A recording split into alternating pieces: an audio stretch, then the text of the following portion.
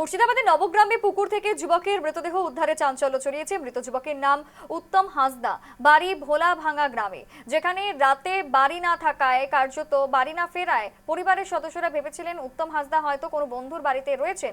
অনেক সময় মাছ ধরতে বের হয় বন্ধুদের সঙ্গে। শুক্রবার সকালে পুকুরের ধারে খুঁজতে গিয়ে পরিবারের লোকজন দেখতে পান যে পুকুরের জলে ভেসে উত্তমের দেহ উঠে আসছে। যেখানে ঘটনাস্থলে পৌঁছে পুলিশ মৃতদেহ উদ্ধার করে ময়নাতদন্তের জন্য পাঠায়। ঘটনায় শোকের ছায়া নেমে এসেছে সমগ্র এলাকা জুড়ে। পরিবার এবং এলাকা জুড়ে একেবারে কিন্তু শোকাচ্ছন্ন পরিস্থিতি। মুর্শিদাবাদের নবগ্রামের ছবি দেখানো হচ্ছে, যেখানে যুবকের মৃতদেহ উদ্ধার এবং সেই মৃতদেহ উদ্ধারের ঘটনায় একেবারে শোকে পাথর সমগ্র গ্রামবাসীরা।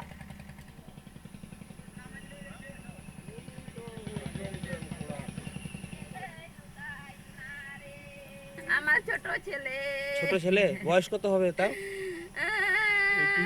21-22। বাড়িতে কবে থেকে নেই? কালকে বৃষ্টির আগে বেরালছে। বৃষ্টির আগে? আমি তো ঘুমিয়েছিলাম দুপুরে, বলছি আরাম করি, তাই ঘুমিয়ে গেলাম। আমাকে বলে আসেনি কো।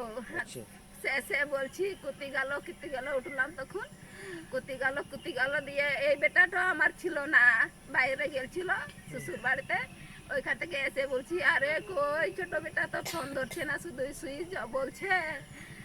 তা বলছি ও ফোন লাগালো, তাই বললো। দিয়ে বলছি গুলান দেখছি, বলছি ও নাই, একটা না তো কাকে দিয়েছি না ও গেলছে।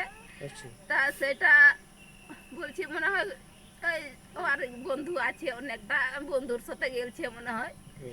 তা বন্ধুর সাথে সবাই ফোন করছি, তা বলছে সুইচ অফ।